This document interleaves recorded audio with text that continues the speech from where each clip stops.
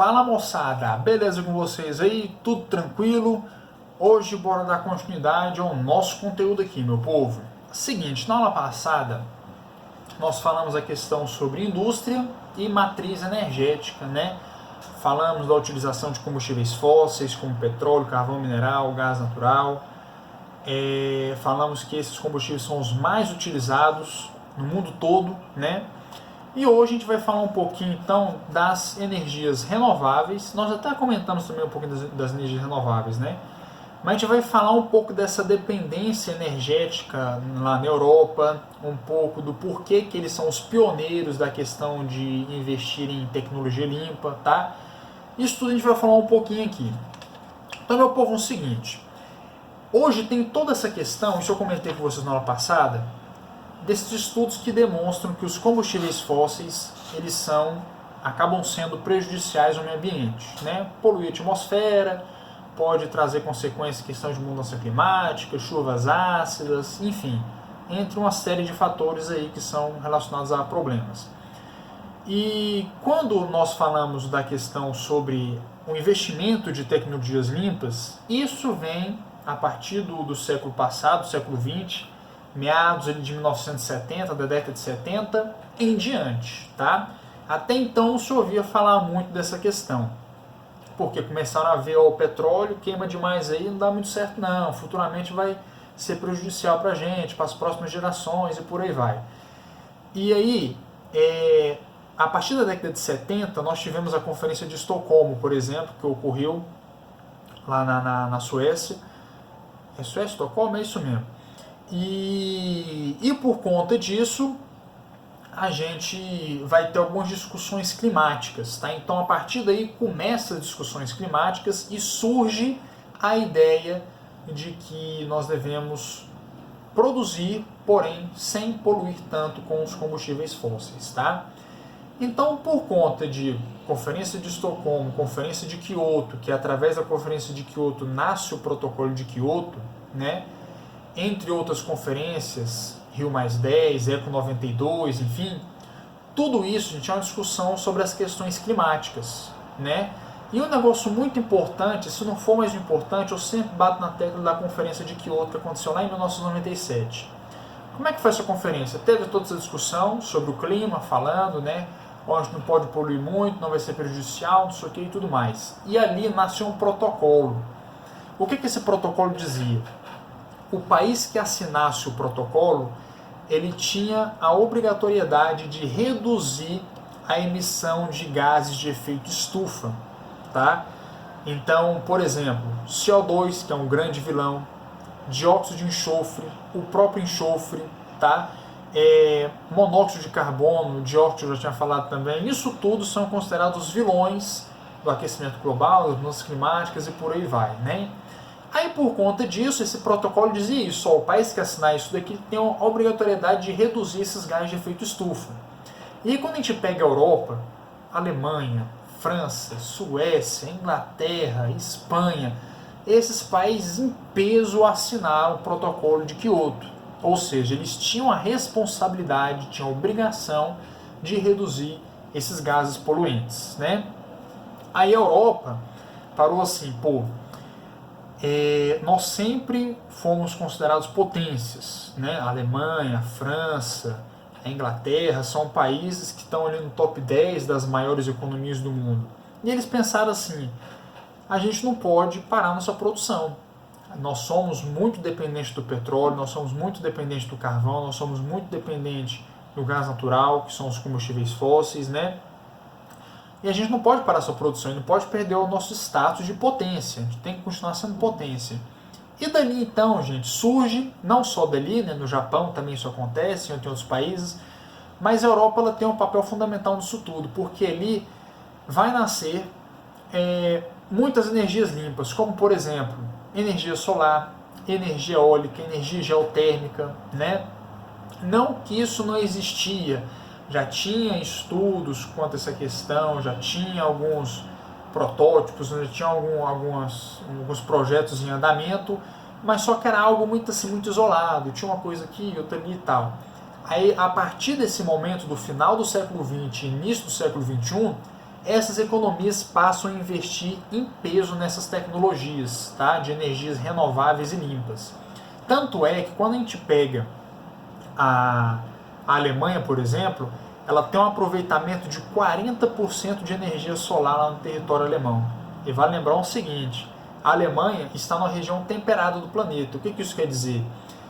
Nós temos épocas do ano ali, como por exemplo no inverno, que o nível de radiação é muito pequeno. Então eles não conseguem ter um aproveitamento muito bom da radiação solar para pegar essa energia solar e transformar em energia elétrica.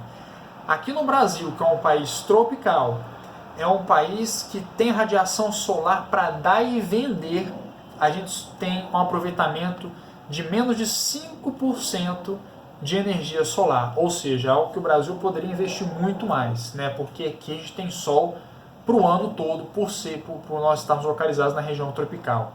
A não ser um pedacinho muito pequeno da região sul do Brasil, que está na região temperada do planeta, mas é um pedaço muito pequeno que acaba sendo ínfimo comparado com todo o território brasileiro, beleza? Então, gente, a questão da Alemanha, desse aproveitamento todo da energia solar, é óbvio que não é só energia solar, tá?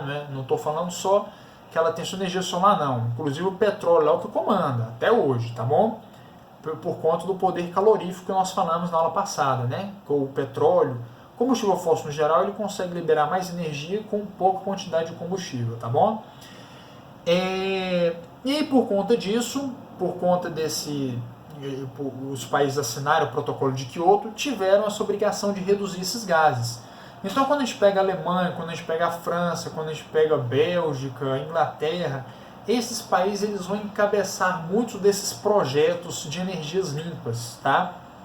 Como o caso que eu falei para vocês da energia solar. Além da energia solar, nós temos a energia eólica, né? A energia eólica, todos já sabem, é através do vento, né? Então, nós temos o vento batendo naquelas hélices, faz a hélice girar, e o giro da hélice gera uma energia, onde essa energia é transformada em energia elétrica e fica armazenada em uma bateria, né? Lógico que não é aquela bateria de carro que a gente conhece, é uma coisa bem maior, né?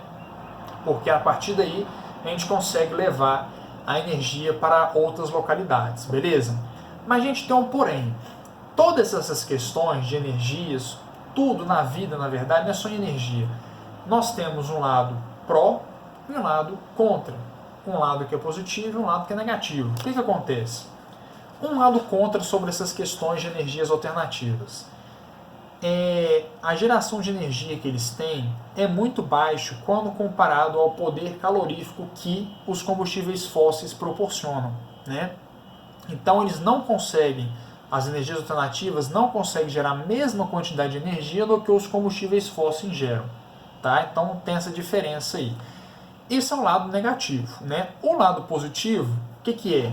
É que é alternativo, ou seja, não polui, em muitos casos até mesmo não desmata, né? E no caso da energia eólica e solar, elas não são somente limpas, mas elas são também inesgotáveis, porque nunca vai deixar de ter vento e nunca vai deixar de ter sol, né? Então essas são as vantagens que nós temos dessas energias alternativas, beleza?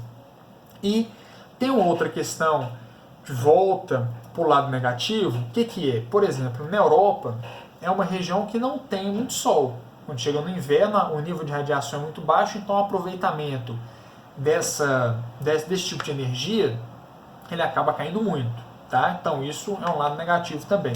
E aí, quando a gente passa para a energia eólica, não é todo lugar que venta muito. Qual é a região que mais tem vento que a gente pode instalar a energia eólica? Em regiões litorâneas, então na borda do mar, né? Isso a gente pode porque tem todo o movimento do vento que sopra do oceano ou do mar para o continente, e com isso a gente consegue gerar energia. Mas quando a gente pega em regiões mais afastadas, por exemplo, pega o exemplo do Brasil para vocês entenderem, a energia eólica aqui no estado de Goiás funcionaria? Não. Por quê? A gente está afastado do oceano, os ventos que nós temos aqui são ventos fracos, né? São brisas, assim, é um vento bem mais fraco, como comparado em outras regiões. Então nós não teríamos muito sucesso com a energia eólica aqui na região do Goiás. Mas quando a gente pega essa energia e coloca lá no Nordeste, no litoral do Nordeste, aí já é algo positivo. porque tem muito vento, é uma região litorânea, está de frente com o mar, aquele vento bate com força, então gera muita energia. Então tudo isso tem que ser estudado, tá? Enquanto as energias, os combustíveis fósseis, qualquer lugar, a queima deles, queimou, está pegando fogo. Queimou, gera energia. Né? Então isso é o lado positivo do combustível fóssil. Né? Então os derivados do petróleo, como diesel, gasolina, querosene, isso tudo, a partir do momento que ele passa a ser queimado, ele gera energia, independente se está frio, se está quente, se está calor, se não está, se é região desértica, se é região úmida, ele queimou, ele vai liberar energia do mesmo jeito, tá bom? Então esse é o lado positivo. Por isso que eu sempre trabalho e tento colocar o lado positivo e o lado negativo dessas questões todas aqui. Beleza, gente? Então é o seguinte, na Europa eles começaram a investir pesado em questões de fonte de energias renováveis, fonte de energias limpas e tudo mais. Porém, tem essa questão de que essas energias não conseguem gerar uma energia tão grande quando comparado com os combustíveis fósseis. Por isso que até ainda hoje, mesmo já tendo reduzido um pouco, mas ainda existe a maior quantidade, quando a gente fala de geração de energia, está relacionado aos combustíveis fósseis, em especial o petróleo. Beleza? Para a gente poder encerrar, falar mais um tipo de energia aqui, que é algo tem um lado positivo e um lado negativo também, né, que eu falei anteriormente, mas é um negócio bacana, que é a energia nuclear. Como é que funciona a energia nuclear? Que inclusive alguns países da Europa têm e tudo mais. Gente, na energia nuclear, a gente tem uma fusão nuclear que ocorre nos reatores. Né? Então a gente pega uma molécula de urânio, por exemplo, existe a quebra dessa molécula de urânio, e essa quebra gera uma energia lascada, tá bom? Mas qual que é vamos colocar então os pontos positivos e os negativos aqui. O ponto positivo disso tudo, que a energia nuclear, ela consegue gerar uma quantidade gigantesca de energia com pouco combustível, ou seja, com pouco urânio, com pouco plutônio, que é um outro elemento também importante para a geração de energia nuclear. A quantidade muito pequena consegue gerar uma quantidade muito grande de energia, beleza? Então o ponto positivo é esse. Quando a gente passa para o ponto negativo, é porque a gente pode ter, não só pode, como temos a produção de lixo atômico, que é um grande problema, emite radiação, e sem falar que esse reator pode acontecer algum acidente, como aconteceu lá em Chernobyl em 1986, tá? Onde explodiu esse reator devido ao superaquecimento que teve, e toda essa substância do urânio ou do plutônio, agora não sei qual exatamente tinha lá, mas algum dos elementos radioativos foi para o ar. Né? Então a gente polui toda uma região, e até hoje, olha só, aconteceu em 86, até hoje Chernobyl é considerada uma cidade fantasma, não pode ter habitação nenhuma lá, porque os níveis de radiação ainda é muito alto e é prejudicial para a saúde humana, beleza? Então tem esse lado negativo, né? Sem falar também em 2011, aquele tsunami que aconteceu lá nos Estados Unidos, no Japão, na usina de Fukushima. Teve o tsunami, a onda atingiu a usina de Fukushima, estragou os reatores, liberou também radiação. Né? Então, esses acidentes nucleares eles são extremamente perigosos. Tá? Sem falar da explosão que gera também, né? Gera uma explosão, mas acho que o pior não é nem a explosão, mas sim a radiação que fica após esse acidente, beleza? Mas o lado positivo, gente, é que gera uma grande quantidade de energia, beleza? Inclusive muito mais do que os combustíveis fósseis, tá? Se a gente pega uma molécula de urânio, pega petróleo, o petróleo vira uma criança perto do urânio, beleza? A proporção de energia que ele pode gerar. Mas tem todo esse perigo. Beleza, meu povo? Já falei bastante, né? Vamos cortando por aqui. Hoje, então, a gente falou dessas energias alternativas, da energia nuclear, e comparando com os combustíveis fósseis, né? Fazendo essa comparação. Porque lá na Europa, mesmo tendo esses investimentos, como eu falei para vocês aqui hoje, em energias alternativas, ainda os combustíveis fósseis prevalecem. Beleza? Mas vamos ficando por aqui. Qualquer dúvida, pode mandar sua pergunta, sua colocação, questionamento, o que quiser, lá no grupo que eu estarei respondendo vocês. Beleza, meu povo? Então, um forte abraço, fique com Deus e até a próxima aula.